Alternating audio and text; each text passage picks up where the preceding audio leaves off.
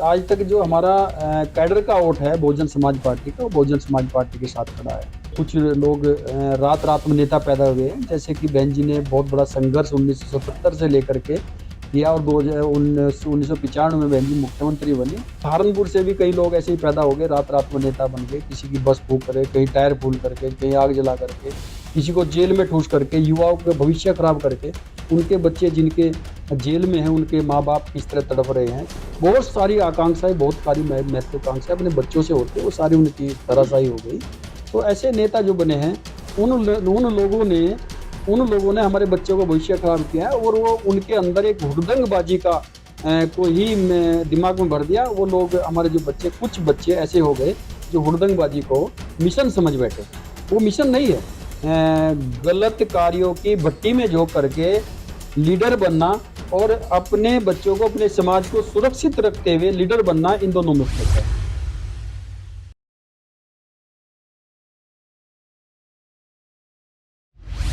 Baspa supremo Mayawati एक बार फिर action mode में आई है। उसने न सिर्फ अपने भतीजे आकाश आनंद को समीप पदों से मुक्त कर दिया है, बल्कि उसके ससुर साहब को भी पार्टी से निष्कासित कर दिया है। और इस पर बातचीत करेंगे। हमारे साथ नए कोऑर्डिनेटर हैं रणधीर बेनीवाल जी, जो सहारनपुर से बिलोंग करते हैं, और उनको कई बड़ी जिम्मेदारियां दी गई थी, लेकिन एक बार फिर भरोसा जताया और उनको राष्ट्रीय कोऑर्डिनेटर बना करके पार्टी के लिए भेजा है। स्वागत है आपका, और न्यूज 14 टुडे की तरफ से आपको बहुत सारी शुभकामनाएं बेनीवाल साहब।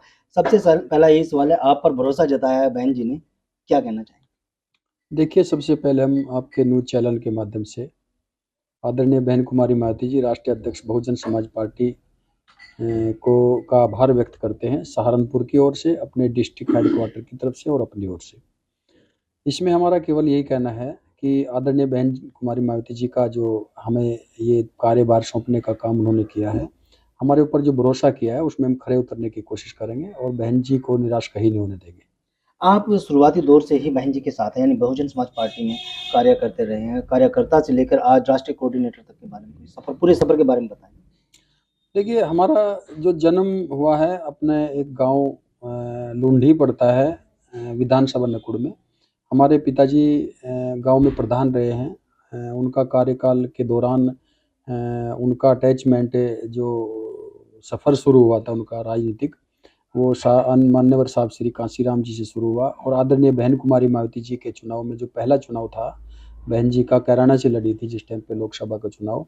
उस टाइम पे हम लोग अपने पिताजी के साथ उनके वहाँ पे गए, और वहाँ पे भी हमारे अंदर भी कुछ इच्छाएं जागी कि हम लोग भी काम करें, क्योंकि हमारे अंदर जो हमारे राजनीतिक गुरु के तौर पे मान लो कि हमारे पिताजी से हमने सीखने को मिला, ये जो प्रधान रहे गांव में, लोगों की सेवा, समाज की सेवा करने का हमें मौका वहाँ से शुरू हुआ, और वही चीज़ हमारे अंदर बैठ गई। और जब साहब के दर्शन हमें हुए और बहन जी के दर्शन हमें पहली बार हुए, तो हमारे अंदर भी इच्छा जागृत हुई, और 1990 में हम लोग सहारनपुर शहर आ गए। और सहारनपुर शहर आकर के हम लोगों ने यहाँ पे बूथ लेवल का काम स्टार्ट किया, फिर सेक्टर लेवल का, हम विधानसभा में हम पदों पे रहे, और हम लोग फिर जिले में भी कुछ पदों पे रहे।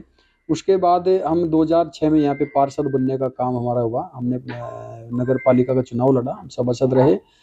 और 2008 में हम लोगों ने जिला योजना समिति का, पूरे जिले के जो पार्षद हैं उनकी वोट पड़ती है, उसमें उसका चुनाव लड़ा, उसमें हम लोग जीते।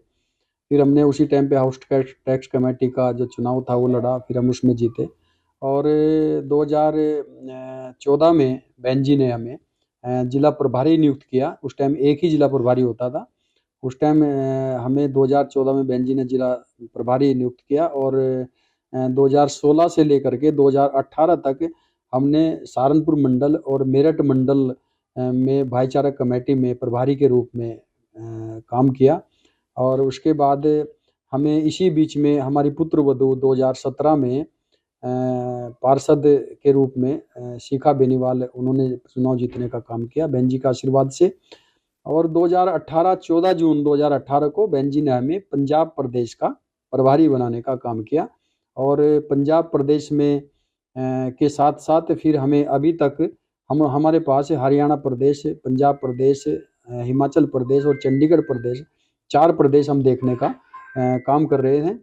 और जब हमें कल फ़ोन आया बहन जी का, तो कल हमें ये जिम्मेदारी नेशनल कोऑर्डिनेटर की बहन जी ने देने का काम किया। उनका आभार व्यक्त करते हैं। जैसे ही बहन जी का फोन आया और आपको पता चला कि आपको राष्ट्रीय कोऑर्डिनेटर पार्टी की तरफ से बनाया गया, उसमें कैसा फ़ील? बिल्कुल आपका सही क्वेश्चन है कि ऐसे टाइम पे कैसा फ़ील करेंगे ये आदमी को महसूस करना भी बड़ा कठिन होता है।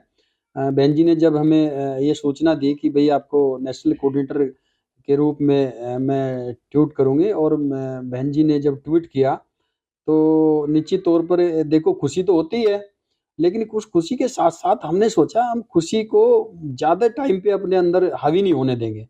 अपने दिमाग में हमने लगभग 10 मिनट हम एकांत में बैठे और ये 10 मिनट के बाद हमने उस खुशी को अपने अंदर से निकालते हुए गंभीरता में आ गए। क्योंकि पद बड़ा है, तो हम लोग उस खुशी को ज़्यादा हम अपने अंदर रख कर के खुशी में हम लोग गलत व्यू में चल जाते हैं। अगर खुशी ज़्यादा हो तो गलत व्यू में जाता है व्यक्ति। तो हम लोग ओवर कॉन्फिडेंस ना होते, गंभीरता में आकर के हमने प्लानिंग करनी शुरू कर दी और निश्चित तौर पे जो बहन जी का आदेश जैसे-जैसे आएगा उसको फॉलो करने का काम 4 करेंगे। प्रदेशों की ज़िम्मेदारी के बाद एकदम से 29 प्रदेशों की ज़िम्मेदारी आपके कंधों पर आई है। क्या कुछ रणनीति रही? नहीं, रणनीति जो आदरणीय बहन कुमारी मायावती जी की पहले से रही है। पहले गठबंधन हमारा 2007 में सभी जातियों से भाईचारा कमेटी से भाईचारा गठबंधन रहा है। 2007 की सरकार में जो सरकार पूर्ण बहुमत की बनी है, उसमें हमारा सभी धर्मों से सर्व समाज का गठबंधन और सभी जातियों गठबंधन ये जो भाईचारा गठबंधन हुआ है, उससे पूर्ण बहुमत की सरकार हमारी बनी है और उसी तरह से उसी पैटर्न पे चल कर के आदरणीय बहन जी के नेतृत्व में 2027 में हम लोग सरकार बनाने का काम करेंगे। एक समय था जब राष्ट्रीय पार्टी के रूप में बहुजन समाज पार्टी उभर कर आई थी, लेकिन अचानक से धीरे-धीरे जनाधार भी घटता चला गया और चुनाव में सीटें भी घटती चली गई। लेकिन अब अचानक से जो बदलाव देखा जा रहा है, एक्शन मोड में बहन जी को देखा जा रहा है, किस तरह से देखते हैं? क्या कुछ नया बदलाव हो पाएगा? देखो राजनीतिक परिस्थिति है, राजनीतिक परिस्थिति 1 घंटे में चेंज होती है कभी-कभी और ये इसमें कोई ऐसा मामला नहीं है कि इसमें हमारा कैडर का जो वर्कर है वो कभी घर नहीं बैठने का उसने काम किया और हतोत्साहित भी नहीं है। लेकिन विरोधी लोग ऐसे चश्मे से देखने का काम करते हैं, नेगेटिविटी का चश्मा उन्होंने ओढ़ रखा है, वो लोग गलत अफ़वाह फैलाने का काम करते हैं। आज तक जो कोर वोट है, आज तक जो हमारा कैडर का वोट है बहुजन समाज पार्टी का, वो बहुजन समाज पार्टी के साथ खड़ा है।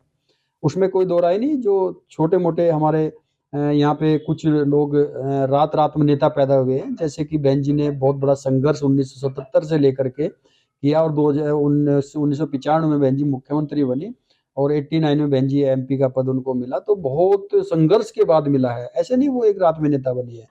कई लोग सहारनपुर से भी कई लोग ऐसे ही पैदा हो गए, रात-रात में नेता बन गए, किसी की बस फूँक करे, कहीं टायर फूल करके, कहीं आग जला करके, किसी को जेल में ठूँस करके, युवाओं का भविष्य खराब करके, उनके बच्चे जिनके जेल में हैं, उनके माँ-बाप किस तरह तड़प रहे हैं कि हमारे बच्चों मुकदमे लग गए, हमारा बच्चा नौकरी लग सकता था, हमारा बच्चा तैयारी कर सकता था।